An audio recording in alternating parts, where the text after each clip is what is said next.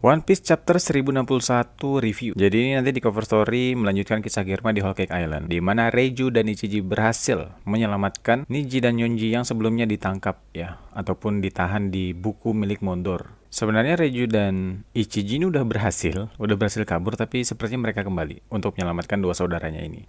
Kemudian yang masih belum kelihatan yaitu Judge ya, karena Judge itu kemarin waktu di awal cover story itu kelihatan. Selain itu, Caesar Clown juga ikut kabur bersama anak-anak Germa ini. Kira-kira nanti interaksinya seperti apa dengan Judge ya, kita nggak tahu. Kalian mungkin punya pendapat ya, silahkan tulis aja di kolom komentar. Kemudian sini awal chapter ditunjukkan di mana adegan Luffy yang terlempar ya, di chapter sebelumnya itu terhempas oleh angin, kemudian dia ngebawa chopper dan juga dia di sini ngegrab si bocil yang cewek itu yang ternyata adalah Jewelry Bonnie. Nah, setelah hempasan tersebut, mereka kemudian jatuh ke laut.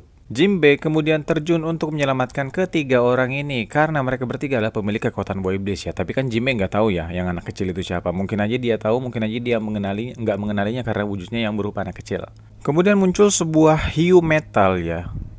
Hiu besi raksasa gitu yang mencoba untuk memakan Tosan Sani, Pak, beserta orang-orang di dalamnya. Untungnya mereka sempat kabur. Hiu ini itu adalah kreasi dari Vegapunk karena di bagian tubuhnya itu tertulis kata punk di awal. Jadi kemungkinan besar dari kata Vegapunk. Dan sebenarnya misi dari hiu metal raksasa ini itu adalah untuk mengintai, melaporkan dan kemudian menembak ya, melembaki mungkin ya kapal-kapal ilegal yang mencoba untuk mendekat di pulau tersebut. Karena kejadian di mana tadi itu si Tosen Sani dicoba dimakan sama hiu besar ini gitu, mereka akhirnya terpisah. Luffy, Chopper, Jinbe sama Bonnie kemudian terpisah dengan kelompok yang lain.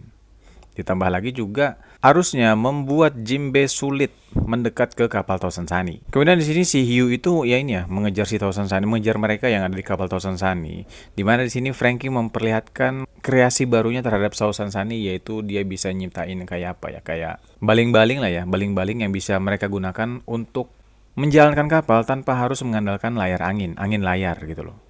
Atau tanpa menggunakan angin lah istilahnya kan, karena mereka kan kapal layar gitu loh. Jadi dengan kreasi ini, Tosan Sani itu bisa berlayar tanpa mengandalkan angin. Cuma kemudian mereka akhirnya diserang sama hiu ini ya, ditembakin torpedo. Mereka terlempar, cuma ya karena Tosan Sani terbuat dari kayu adam ya kuat banget gitu kan. Jadi Tosan Sani beserta orang-orang yang ada di dalam itu pada tenggelam semua dan kemudian masih dikejar oleh sang hiu. Kemudian muncul sebuah robot raksasa yang menyelamatkan kelompok topi jerami dari ancaman dimakan oleh hiu tadi. Robot ini juga merupakan kreasi Vegapunk. Terus juga di sini dimunculkan Tashigi dan para bocah dari Punk Hazard, di mana mereka tuh sedang berada di markas cabang G14 gitu ya. Karena seperti yang kalian tahu sebelumnya kan, bahwa setelah kisah di Punk Hazard ini Pak Tashigi sama Smoker itu ngebawa bocil-bocil dari Punk Hazard ini untuk menemui Vegapunk untuk disembuhkan. Dan kebetulan kisah ini kan mereka ada di Egghead nih. Egghead itu kan istilahnya tuh markas ya, markas laboratorium penelitian milik Vegapunk, di mana di dekatnya itu ada markas cabang dari Angkatan Laut yaitu G14. Jadi mereka tuh stay di markas cabang ini, enggak di Egghead-nya. Nah, jadi seperti yang sudah dikatakan sebelumnya bahwa para bocil-bocil ini itu diantar untuk menemui Vegapunk supaya disembuhkan, dan menurut penuturan Moka, dia itu sudah menyusut ya dari ukuran raksasa yang sebelumnya waktu di Punk Hazard. Aku ngelihatnya sih sedikit emang nyusut gitu ya, cuma aku nggak tahu ini benar-benar menyusut jadi mengecil dari ukurannya sebelumnya, atau ini cuma dramatisasi, atau memang cuma sekedar Tashigi ngeiyain aja ucapan anak kecil gitu ya kan, karena si Tashigi di sini mengiyakan aja gitu ya. Aku sampai tidak mengenalimu katanya. Dimana kebetulan memang adegan yang dimunculkan di chapter ini, interaksi antara Tashigi dan para bocil itu adalah ketika para bocil itu sedang memakan ramuan sepertinya, yang mungkin digunakan untuk mengembalikan tubuh mereka menjadi normal lagi biar nggak gede kayak raksasa lah. Kemudian juga di chapter ini beberapa member angkatan laut yang baru itu namanya mulai terungkap ya. Ada yang baru dimunculkan, ada yang sudah pernah dimunculkan tapi namanya baru terungkap di chapter ini, seperti misalnya kayak Prince Grus ya kan, itu kan udah pernah muncul di cover story Lola itu cuy, di cover story Beji ya. Dan kemudian di sini juga terungkap beberapa member baru Sword. Jadi untuk member Sword itu akan ada peningkatan update informasi member yang sudah dikonfirmasi. Di chapter ini juga mereka menyebut-nyebut soal Drake yang sampai sekarang itu belum bisa mereka hubungi. Terakhir kelihatan Drake itu di Wano itu waktu mereka ambruk bareng sama Hawkins ya. Karena si Drake itu di Wano waktu udah mau bagian akhir-akhir war. Itu 2-0 Pak sama leadernya Chipperpol itu ya, Chipperpol Zero. Di sini juga kita diperlihatkan Helmeppo yang memohon-mohon agar ditemani untuk ke Pulau Hachinosu, markas Blackbeard untuk menyelamatkan. Karena seperti yang kalian semua sudah tahu bahwa di beberapa chapter sebelumnya itu Kurohige membawa Koby atau Koby diculik oleh Kurohige. Dimana menurut penuturan si Prince Grus tadi yang ternyata Rear Admiral, nggak segampang itu ya, karena kalau misalnya mereka mau nyerbu ke sana, itu mereka bakalan diincar oleh para bajak laut yang lain. Ibaratnya itu analoginya itu seperti ketika kamu itu mengusik sarang lebah, gitu kan. Kalau kamu ganggu sarang lebah itu, kamu bakalan diserang sama lebah-lebah yang lain. Nah, jadi apakah ini kira-kira bakalan set up ya?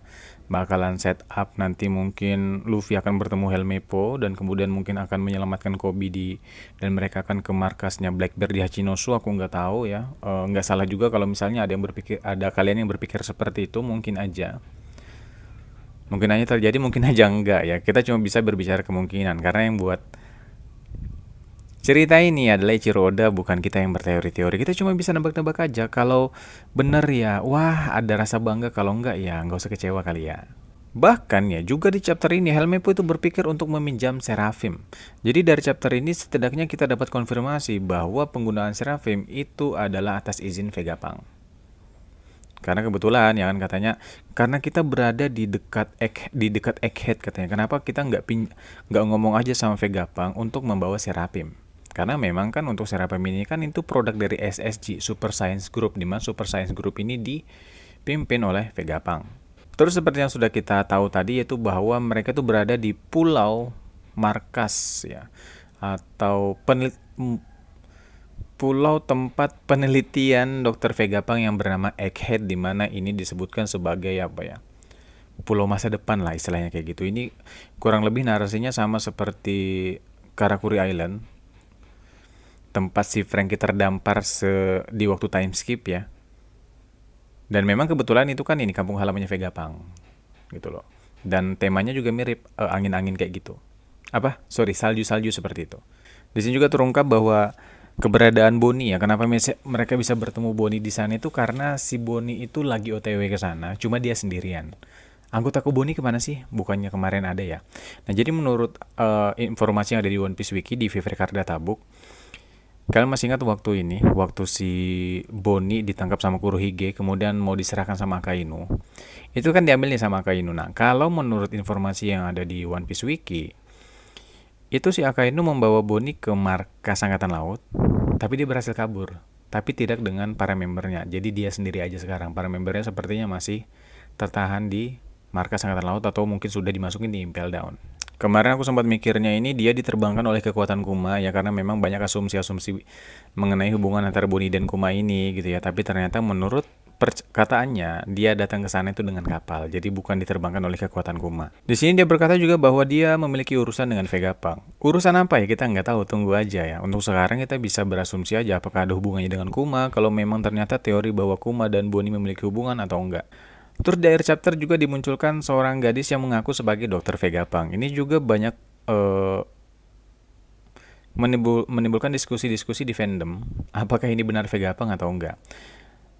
Tapi banyak juga yang percaya, meyakini bahwa ini bukanlah Vegapunk, melainkan ada lagi teori atau tebak-tebakan android, ya, android atau pasifista yang lain lah istilahnya kayak gitu.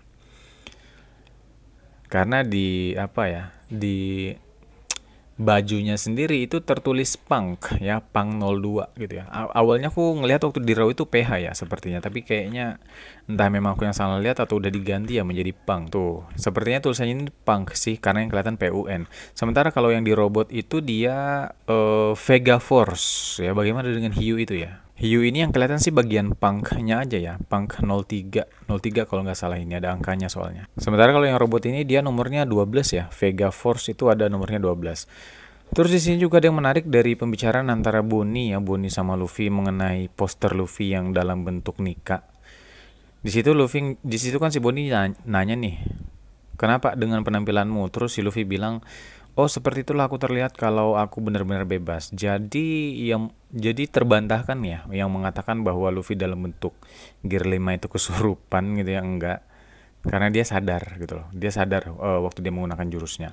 Cuma nggak tahu apakah dia bisa membangkitkan kembali kekuatan itu dengan sadar atau enggak. Terus kembali lagi ke ini ya, ya si gadis yang ngaku-ngaku sebagai Vegapunk ini. Ya ada banyak pendapat bahwa ini memang bukan Vegapunk melainkan android.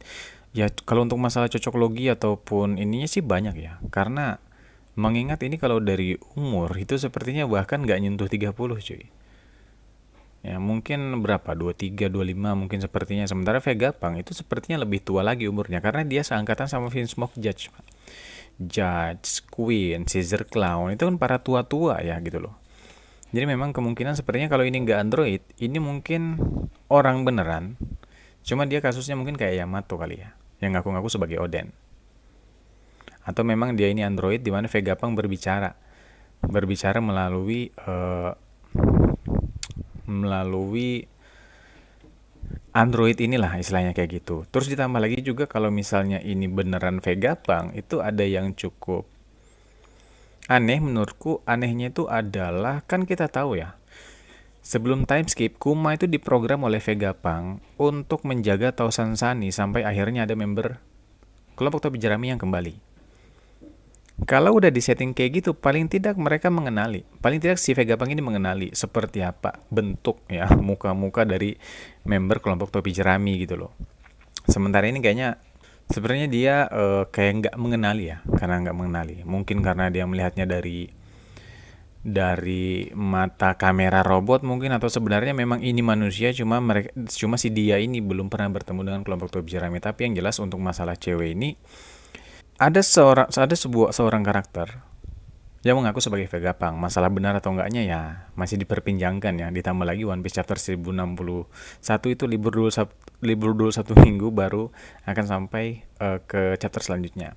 Jadi kurang lebih seperti itu sih untuk pembahasan chapter 1061 ya. Kalian bisa tulis pendapat kalian di kolom komentar. Mohon maaf atas segala kekurangan. See you on the next video. Dadah.